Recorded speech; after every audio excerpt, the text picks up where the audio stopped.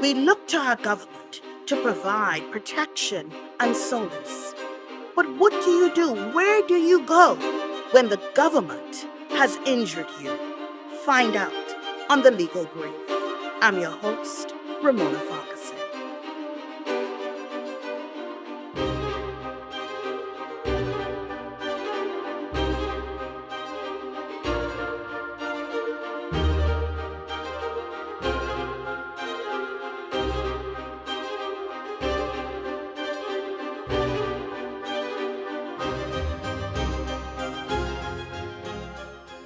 When an arm of the government is the alleged abuser or at fault, where do you go?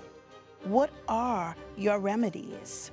We're going to be discussing that topic this evening in the realm of civil law. And joining me would be attorney K. Melvin Monroe. Thank you for being here. As well as Mr. Paul Jones, an attorney with the Ministry of National Security. Gentlemen, we have a lot to discuss. Thank you. Let's get started. First of all, what is a government entity? I want to know. What's a government ministry? There's so many, we have quasi-governmental, we have corporations. Tell me, what's a government ministry? I'm going to start off with you, Mr. Jones. Well, most certainly. A government ministry basically is a ministry that is headed by a minister of government. And it's managed by a permanent secretary. Okay. And that's on a daily basis. Now you find that from where I work at the Ministry of National Security, we have the responsibility administratively for the police, the Defense Force, the Department of Correctional Service, and also parliamentary. And so trapped inside of that whole arena, you have most of your service forces that deals and interact with people. So those would be then considered government? Yes. So the police, Defense Force, prison, as we know it, I mean, it's now Bahamas Department of Corrections. That is correct. But prison. And so if something happens at any of those ministries, we're safe to say it's government. Yes. You agree with that, Mr. Monroe? I agree. Okay, great. So we've got that footing down pat. Now, something happens. And when I say something happened, I want to talk about now infractions. Let's take something that's very common. Let's just get right into it. The police. Let's say you are beaten by the police. Just throwing it out there. First of all, what area of the law would we consider that to fall under? Okay. Mr. Monroe? Mr. Jones, passing it to you. If somebody alleged that they are beaten by the police, then that would fall under the area of tort. Tort, Yes. okay? So now we're talking the common law. Yes. Contract, tort, Right. personal injuries. So when you look at that particular allegation, it specifically goes to, that allegation specifically goes to assault and battery Okay, when you're talking about the law. yes. And so, again, I feel aggrieved that I've been assaulted by the police, Yes. whether it's upon arrest or whenever I'm in their custody. So, based on the law, what should be my first steps? Okay. I'll take that. Okay, go ahead. Essentially, if it is alleged that you're abused by the police has a police corruption unit, Right, complaints and corruption unit, which is charged with the responsibility of investigating every complaint that is made against a serving police officer. really? Yes. Okay, And so that area there are a number of investigators who will look at that matter just as if it was a matter that was reported on the criminal side, outside. And they would investigate in so much that a determination is made to whether or not to place that officer before orderly room for summary matters that are minor matters, or to place them before a tribunal. You would find that in a tribunal, an officer may subject himself or herself to the harshest extent of being dismissed in that regard. All right, but it always depends on I guess, the seriousness of the offense, of the alleged offense, and whether a recommendation is made ultimately to the commissioner. So just backing up just a bit there. So I'm aggrieved. You then say, I start off with a complaint. Yes. So this complaint, should this be done verbally or in writing? What say you, Mr. Monroe? Well, it depends on what's being alleged. Right. Because as he indicated, there's a police corruption unit for certain matters that members of the public can go and make their complaint. Once they go and say that they have a complaint, then the officers at that unit would necessarily take the information from them to start an investigation. But there are circumstances when someone is alleging that they were unlawfully arrested. Complaints and Corruption Unit, for the most part, from my experience, don't investigate those kind of complaints. One moment, hold on then. So you're saying, and I want you to chime in on this as well. I guess we're kicking this right off. And again, for our audience, this is K. Melvin Monroe of Themis Law Chambers. And you're saying that your experience is that persons are saying if they're unlawfully arrested, complaints are made to this Complaints and Corruption Unit, but it's not investigated. No. And how long have you been finding that this is the case? Well, I've been practicing now for the last 11 years. And so over a decade, you found this to be the case? I've never had a complaint of an unlawful arrest investigated by the Complaints and Corruption Unit. Right. And so I guess before you even comment about that, and because we want to stick right now to the law, is there something codified that, let's say, I go in and I make a complaint to the Complaints and Corruption Unit, that, and as Mr. Monroe is saying, they don't do what they're supposed to do, whatever that is. Are there any rules or protocols in writing that I can fall back on or rely on to say, well, I made a complaint on day one, and based on some rule or protocol, by day 14 or 11, someone should revert back to me in writing or say something? Is there anything in writing that governs this Complaint or Corruptions Unit?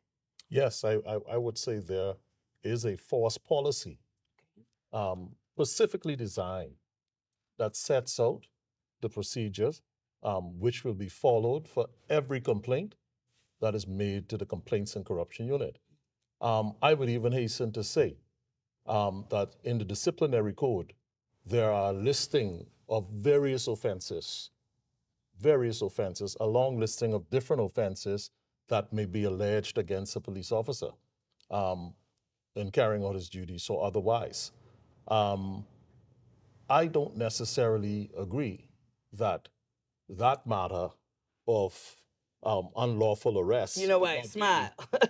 Investigated. I expect you to say that. I smile. Yes, because a complaint, and these complaints are surrounded from the area of basically civil or tort law, for which you will ultimately go to the Supreme Court. Okay. Right? You can go to the Supreme Court with that.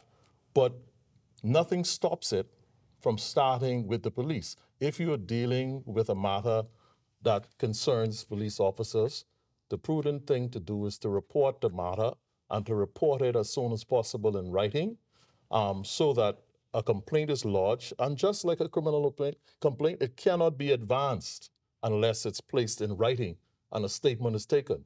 And so that is critical. I find that a lot of persons fail when they get on the phone and they call and they don't make an official complaint that is properly lodged. Certainly when you're talking about, and you touched upon it, and we're going to make our way there, if you're going to the Supreme Court, I certainly know that judges will look to see, before you came to the court, what avenue did you in fact approach that governmental agency or entity with your complaint, and what, if anything, was done? It's not that you must do so, but I think it is in fact preferred that the groundwork is in fact laid before you just move or go on to the courts. But coming back to you, Mr. Monroe, one is aggrieved, they make a complaint, you say, in your over a decade of experience, you find that it is not in fact investigated by the Complaints and Corruption Unit, albeit the complaint is in. I now, thinking about the law, what do you do in terms of time? How is that applicable here? And that particular allegation for an unlawful arrest, it's statute bar if a year passes. So you have to watch the clock. Right. In terms of getting a response or not getting a response to take the next step. So 1 year. And is that straight across the board, gentlemen, in if you're bringing any claim against the government? 1 year? No, it's not 1 year, straight across the board. Okay. You may say otherwise, but... Mr. Jones, well, we're going to head to a break, and I certainly want to hear a definitive answer from both of you. Mr. Jones seems to be saying yes. Mr. Monroe is saying no. So this is quite case law to back up the fact that it's not 1 year across the board. Mr. Monroe is saying he's going to put precedents on the table. So we're going to see precedents, experience. We're going to see what's happening. Absolutely. After the break. Absolutely. Imagine your favorite dish being cooked right before your eyes. Use your imagination and savor the flavor. Do you smell it? Can you taste it? Hold that thought. We have the right show just for you. Wednesdays at 8:30 p.m. and Fridays at 2 p.m. Dishing it up. Right here on the ZNS Network. Because only the sun covers the Bahamas better. We are discussing when one can bring a claim. You feel as if you've been aggrieved by the government. And when we say government, of course, we're speaking about employees in their roles, governmental roles. And limitation, 1 year, is that agreed, Mr. Jones? 1 year? Well, I will hasten to say that generally you have a 1 year period to bring your claim. Okay, Mr. Monroe? However, there's an exception. Okay. It depends on whether or not the entity is fully government or quasi-government. Okay. That may make the difference. And I don't know, perhaps Mr. Monroe would want to chime in on that. Okay. I don't see it making a difference whether it's a government entity or quasi. It depends on the issue, the allegation. Right. That would determine whether or not that 1 year limitation would stand. Give me an example. For example, if a person working for a government agency and they get injured on the job, and after getting injured on the job, 1 year passes before bringing an action.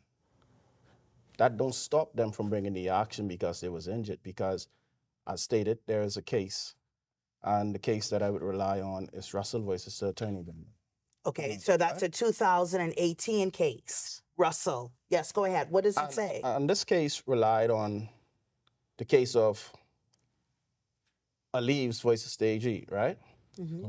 And what it says is that, I would read the portion where it says, not having the benefit of 12 months limitation afforded by Section 12. Section 12 is the section in the Limitation Act that speaks to any action against the Crown is barred after 1 year. Yes. And it says, right, that I will suggest that the limitation of 12 months might not apply to a breach of an individual duty owed by a public authority to an individual person as opposed to the public generally. That makes the difference. Okay. So if you have somebody out there, they owe the public a particular duty, and they go contrary to that duty, then yes, 12 months. But if it's an individual, something happened with an individual, you can go beyond the 12 months period, according to the law. And so then did this case, Russell, go as far to say what that period would be? Would it therefore be the standard 3 years for personal, depending on what the personal issue is, injury? yes. Tort can be 6 years, breach of contract, 6 years. So Yes. that will then depend. Right. Okay. But let me say this. Yes. Let me say this. The reality is based on the fact of what action is being carried out. And when we speak about government entities, whether or not the individual who would have carried out the action against the citizen, whether that individual was carrying out government official duties or whether they were acting in a private capacity. Off on a frolic of their Yes, own. but notwithstanding, if you're dealing with personal injuries, generally you have a 3-year limitation. That's accepted. But I'm saying the difference comes when you're dealing, for example, if you're dealing with, and I think that case speaks to it, the airport authority, and the question as to whether or not the individual who was assaulted in that matter, whether or not they were acting in their official capacity for the government. I think you're referring to the Amber Thomas, Deepak Yes. Batnagar case. Yes. And so, we were part of that case. That distinguishes somewhat that position. Yes. And so I want to clearly say that. It depends on what role. If you're acting fully for the government, then the government may be vicariously liable. And so I think what I'm gathering from you is that is somewhat of a gray area there. But I, in speaking to the public, believe it's important, and I would say to any client who comes to me, let's try to make that 1 year. Now, obviously, for whatever reason you come after 1 year and wishing to pursue a claim, then of course there's certain recourse. You're saying the door is not completely closed to you, but certainly I would say if you've been aggrieved in any which way, even if it's not by the government, act as soon as possible. Absolutely. Act as soon as possible whilst it's fresh. Get your information in, your medical reports, whatever the case may be. But it's a very interesting point that you've raised, that even though Section 12 says 12 months, 1 year, there's room. There's room for it to be extended. So that's very interesting. So now that we have established that in terms of limitation, what it can be, and generally it is 12 months, 1 year, I now want to explore and for us to look at, how do you begin? How do you begin this in bringing this claim? And I hate using this example, but it seems to be most prevalent. Wrongful arrest or abuse whilst in custody by the police, or even if you're a prisoner and things are not going or your rights are being infringed whilst at the Bahamas Department of Corrections. How, again, I'll put this out to you, Mr. Monroe, and then I'll come to you, Mr. Jones. How do you begin? Well, once we get a complaint, I would begin by sending something that is called a pre-action letter, outlining the issues and asking for that entity to come to the table. Let's try to resolve this. And that there is a form of ADR, alternative dispute resolution. But if there's no response, and it's normally no response, like you say, you have to do what you have to do within that 12 months. I want us to stick a pin there. Why is that? And I think a lot of practitioners that are sitting in will agree.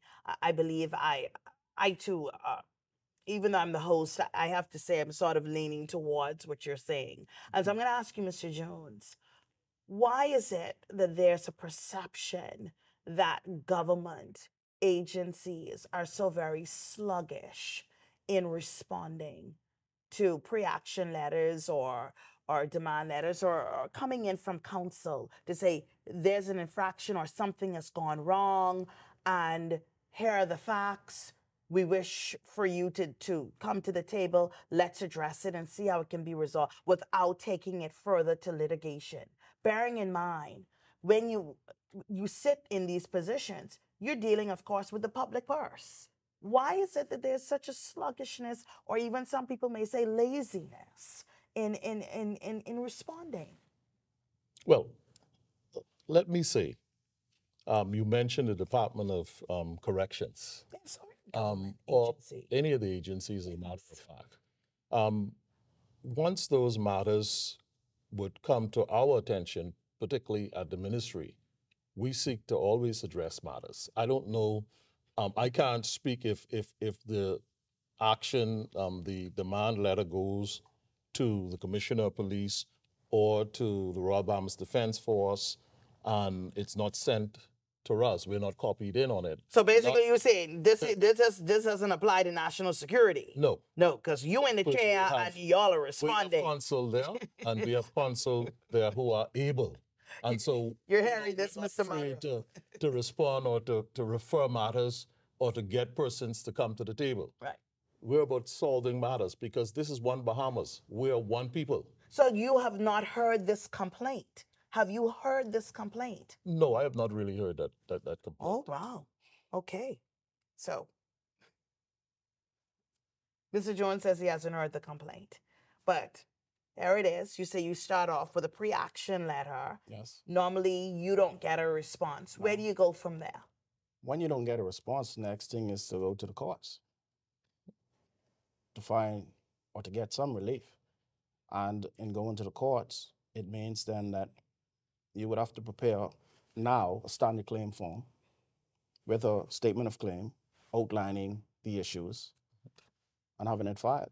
Also, I think now, since March of this year, they would also prefer, there's certain that standard claim form to have your medical reports if it is a matter of personal injury. You don't have to. You can always go with another form, but they tend now to want to have the evidence up front. Mm-hmm. Yes. And so that's also important for persons to know. So if you're coming and you're saying you've been abused, you have that 1 year to get your ducks in a row, to get your medical reports and to present it. And so when we come back, we're then going to talk about when you're now before the courts, what do the courts look for in terms of, we're going to talk about burden of proof and what are they looking for in order for you to be successful or not. And then two, on your side, how do you defend these actions? You're not going to do very well in this court if you keep cutting me off. I've already paid him $500, and I noticed we haven't spoken about the $500 that I paid him. I did not receive any of my money. I didn't know her like that.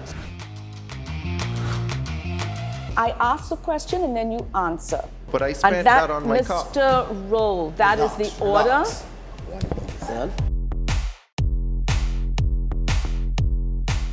I joined an ASU that was led by Mr. Wilkinson. At the end of it, I would have received $5,000. However, I did not receive any of my money. You would understand the importance of a wedding day for a bride. Well, I've never been a bride.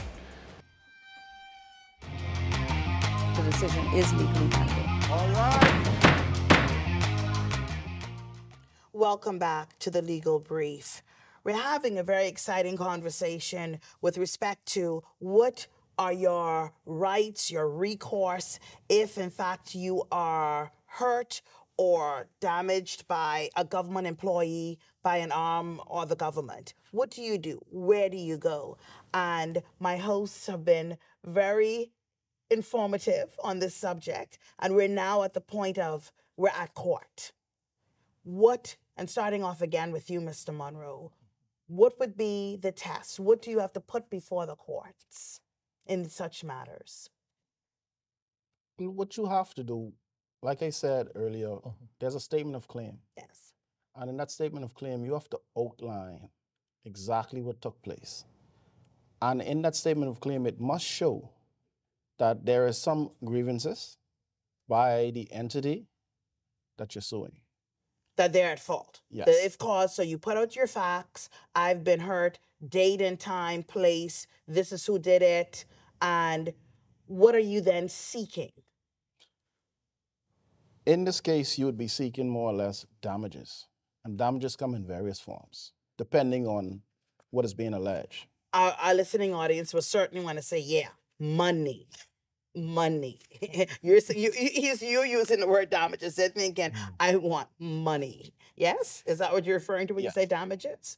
Okay, excellent. What else can you be seeking? What other redress? Well, it depends on the allegation. Depends on what's being alleged. You may be seeking some declaration for specific performance? It depends. Depends? Yes. Okay. It depends. And so you agree with that, Mr. Joe? Yeah, I agree with that, but I would also add, too, that you might also be seeking the return of property, which is detenue under civil law, right? And so sometimes you find that a boat, a vehicle is being detained. Particularly if you're talking about bringing an action against the Royal Bahamas Defense Force. Or police. Or the police that's been confiscated, certainly. I would add that to it. Okay. Even customs. Absolutely. Yeah, that's right. Customs as well. And so, okay, so that's very good to know that you can obviously seek for those things to be returned. Yes. Yes. Now, moving on from there, what are the tests? What are the tests or the burdens that you bear, first of all, as a claimant? For example, if one alleges that he would have been unlawfully arrested, and he puts that in his statement of claim, then it shifts. The defendant have to now prove that the person was lawfully arrested.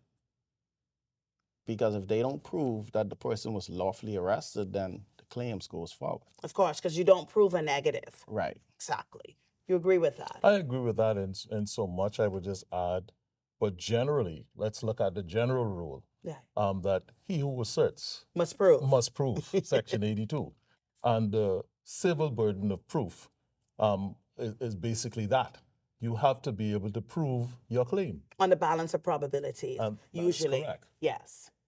And so here it is then. So where persons are understanding, and when we say balance of probabilities, we're talking about more likely than not, meaning as well it's not as stringent as the criminal burden, which is beyond a reasonable doubt. Right. And that's quite legalistic.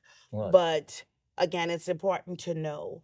And so that too shapes and helps us with the information that we have to bring to the table. But I'm also curious as to how does the government make a determination, if you can, generally speaking, what cases to settle and what not to settle, to say, we'll just allow it to go to court, we're going to go through the motions and or defend it. How do you make that determination? Well, let me just say that may have been the perception before, but as of late, I think we've begun to look, along with the Attorney General Office, of course, who are the attorneys for all the government agencies, to look at these matters individually and based on the strength of the evidence, based on what is presented, there may not be a need to go to court. And so matters are being settled every other day. So you're saying then that the government's really taking a real pragmatic and practical approach and reviewing matters and settling? I would most certainly say so. But you got to come up to par. You must present the evidence. So you're saying then you really have to come up to mustard. So that's what he's saying to you, Mr. Monroe, and to all of us, that you come before the government, you need to make sure that you have all your ducks in a row and I guess present a rather strong or compelling argument or case. Yes. And then more than likely it will be settled. Well, I'm not saying outrightly or right away it may be settled, but it would have to be examined on a case-by-case basis before that determination is made. Not every matter that comes up that you would be able to settle. Of course, the purse will be... You smile when you say that. Not every matter, because there are issues that have to be ventilated in a lot of these matters. And I'll give you a quick example, being that if you say, for example, that it was the police who, let's say, allegedly assault you, you have to prove that it was the police. For example, if they were in plain clothes and they were in an unmarked car, you have to prove that it was in fact these police officers or this police officer, and that the car that they was driving, you have to raise it sufficiently so that beyond on a balance of probabilities, it would be reasonable to accept that it was in fact the police. I smile because I find for both of you that persons, it's so amazing out there how many people, particularly in the inner cities as well, they know a police. They know the cars right off the bat. They just know, and I think it's even to the style in which they drive and how they enter these communities. I mean, they don't do it quietly. But I hear what you say. Yes. So the burden will be on them to prove, yes, you're saying in that case that in fact it was a police yes, that maybe pulled up to your house, jumped out, and made certain demands or grabbed a hold of you. Yes, and particularly where you have officers who are wearing badge numbers. Certainly you wouldn't want to confuse one officer perhaps with somebody else, or somebody who, or you present a number that isn't even in the force. And that's why I talk about proof. You must be able to say definitively that number 3456 was the person who assaulted me, or did this, or did that, or took this away from me. You see? It's very interesting you say how, and so I want to know from you as a defense counsel, let's say you're in that type of scenario, and I know we're drifting off a bit from your before court, but it's interesting you're saying proof. You have to prove that, in fact, let's say you have been assaulted by a police officer in plain clothes, unmarked vehicle, and we know that many times they do surveillance in this type of setting, unmarked cars, plain clothes. So again, how would you tackle that, Mr. Monroe? Well, we know, because we all have studied criminology, and we know when it comes to identification in the circumstances, you can be off with numbers. You may not be off with identifying the individual. So to hear counsel talk about you have to say the correct number, no. Even when you identify the individuals, even when you identify the vehicle, they will still challenge. They will still challenge. Really? And they say that they are creatures of instructions. Right. Being the reason for them to challenge. Okay. And they will tell you in writing, when they send their defense to you after they read your claim, they are holding you now to strict proof, which means they want you to go to court, they want you to go to trial. They don't want to come to the table to settle anything. Not when you get that kind of response.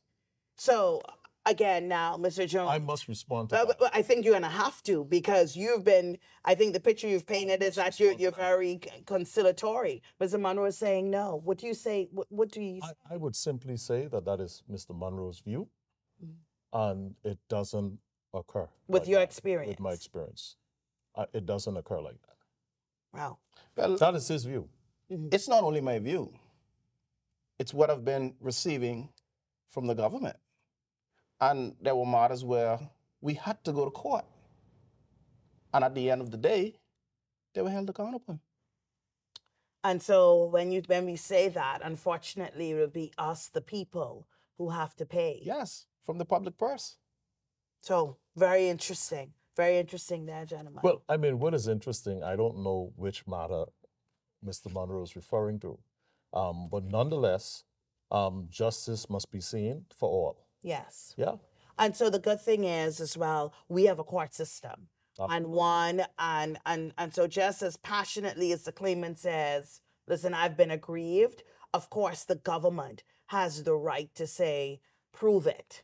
We're going to call our witnesses, our officers, I take it, don't behave in this manner. And I guess so there's also the consideration as well that persons can be held accountable, because I would think after that civil case, there may be repercussions for them in terms of their employment. Absolutely. As well. And so that too may have a fact. I'm just saying, I'm just surmising why perhaps the government may be not so, or in some cases reluctant to say settle, because obviously if you have to spend funds to settle, you're admitting certain bad behavior.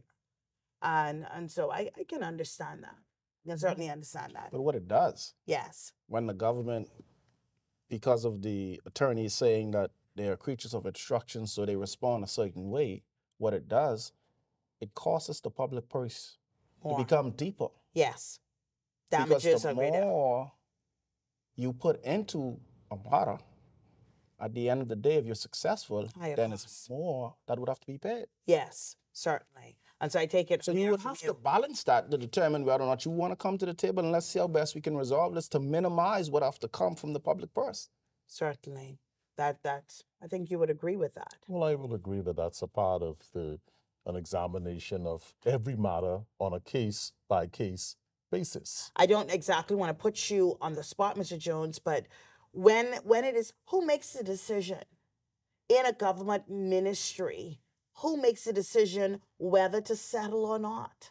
Our advisors, our legal advisors. So the attorneys make that decision. The Attorney General. So the Attorney General's office determines if matters are going to be settled. Yes. Okay. So there we have it. Falls to the AG's office. You've heard it here. Everybody's heard it here by Mr. Jones. The Attorney General's office, I gather, will have the final say in those circumstances. We'll go further after the break. I can see it. I can feel it. Grand Bahama, the bounce back. You had a clear vision. Yeah. What is it that you hope this show will do for the island of Grand Bahama and indeed the people here on this northern island? It will do exactly what bad news does. It reverses that and let people know that all hope is not lost. In the person of the Honorable Prime Minister Philip Brave Davis, right? He's doing an excellent job. I'm seeing major hotels. I'm seeing large cultural shows. It's time for us to actually invest before we can ask someone to invest. There's a greater good, and there is something bigger than me and you.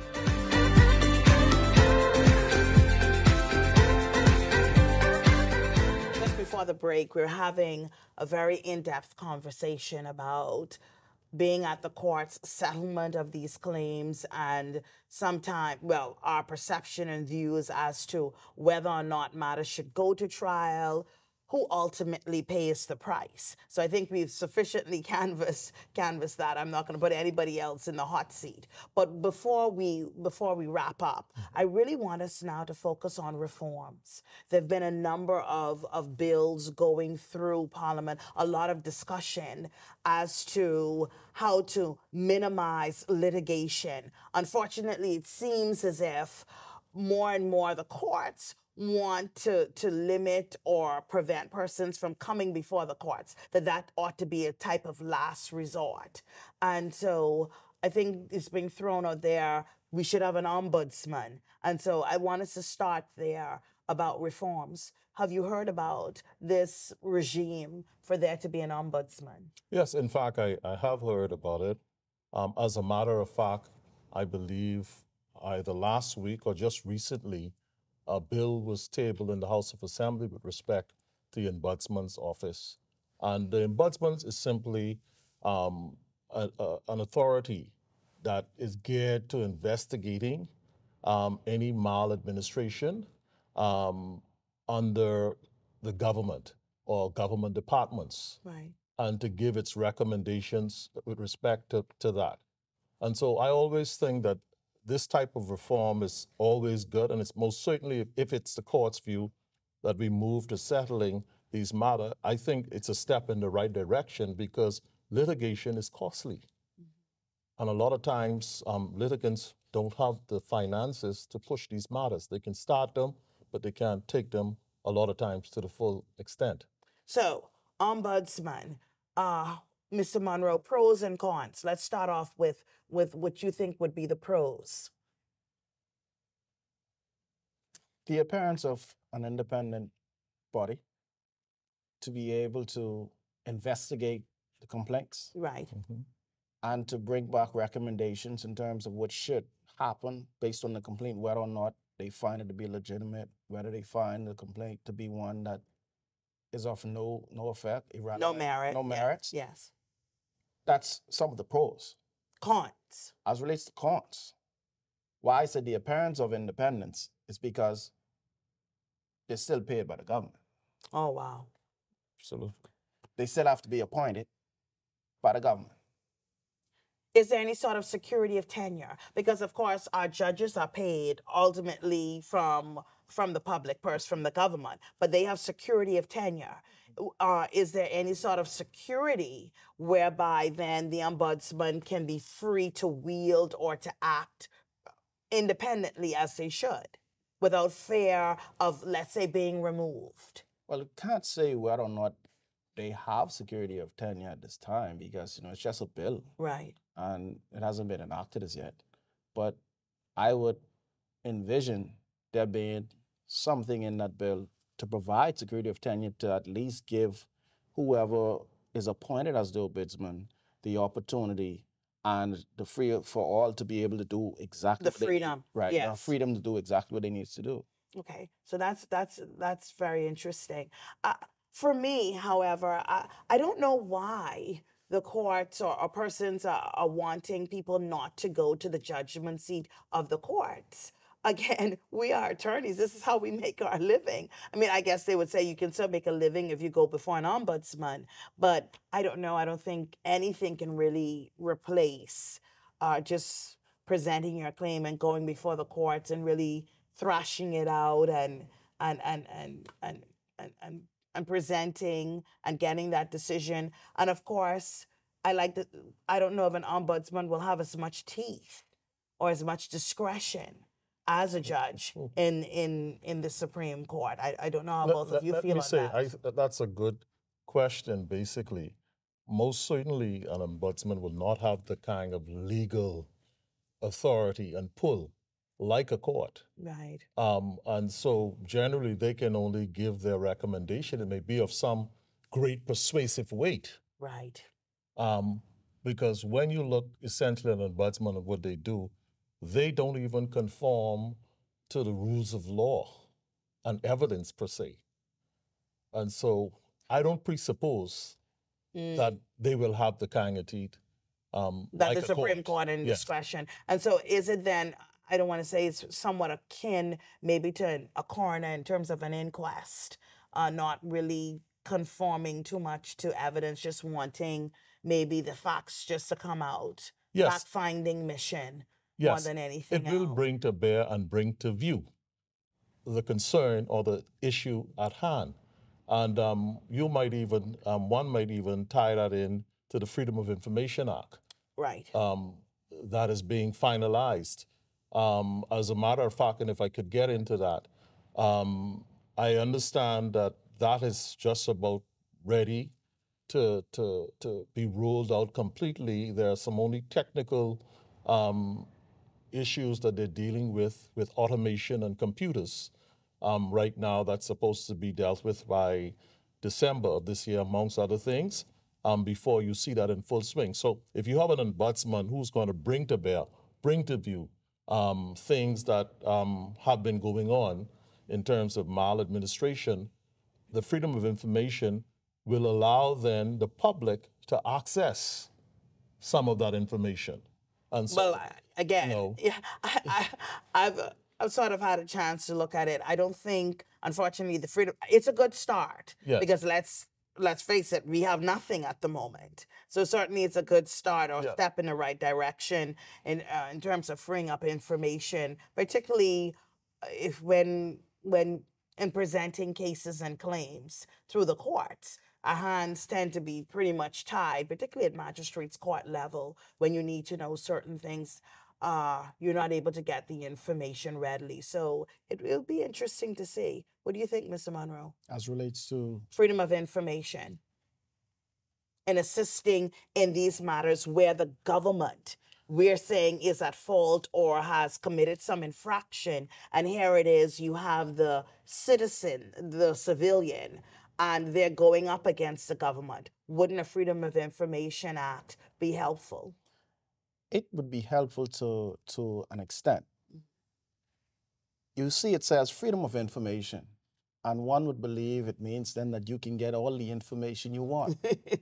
It's just like the Constitution where you have rights, not knowing that the rights that you have is subject to other persons, meaning that while you may have a right, you can't infringe on someone else's right. So with the Freedom of Information Act, just how you would want certain information, there would be some derogations, which means that some information will be privileged. Of course. So don't believe because it says freedom of information means that you can get every single thing you may want. And somehow I think the very things that we do want may be the very things that are privileged. Well, particularly when it comes to government. I don't know that it would be fair to say that without looking. I'm saying that's my suspicion. And examining it. I don't think it would be fair to outrightly say that. We must examine it. Job here tonight. Examine it to make that determination. Certainly. Yes? Yes. He is here on behalf of the government. No, I work for the government. Yes. That's all I'm saying. But we're all counsel and attorneys at law, and I think certainly Mr. Jones is believing exactly what he's saying here, and I accept that. Absolutely. Yes, I accept that. Gentlemen, it has been very informative. We have run the gamut from saying that I've been aggrieved by the government. What is a government agency? We touched on quasi-governmental corporations. And I think just going back there as well, I don't know if we went into it fully, but just before we break, we know, as you've illuminated, what's a government agency, but quasi-governmental, I think once there's some act involved, then they cease somehow to be, as you say, there's no minister, that they then become corporations or even authorities. Absolutely. Then they're not held to the same restrictions as governmental agents.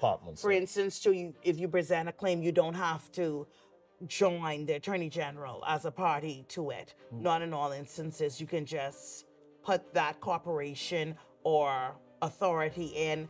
And then, of course, sometimes they themselves will engage the AG's office, but you don't necessarily have to do so.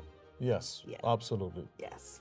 So it's been very informative, very interesting, and I trust that as well. Our audience has certainly gained some more confidence in knowing what to do, in particular to act very quickly when something takes place. Don't sit on your heels, don't just talk about it, and don't just make phone calls, as Mr. Jones, if you said. Actually get out there and put pen to paper. That's correct. Yes. So, thank you, gentlemen. Mr. K. Melvin Monroe. I smile, my former student.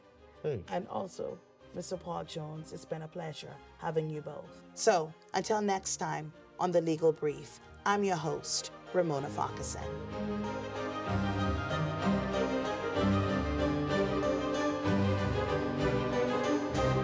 Thank you for watching The Legal Brief. Be sure to like, comment, or subscribe for more.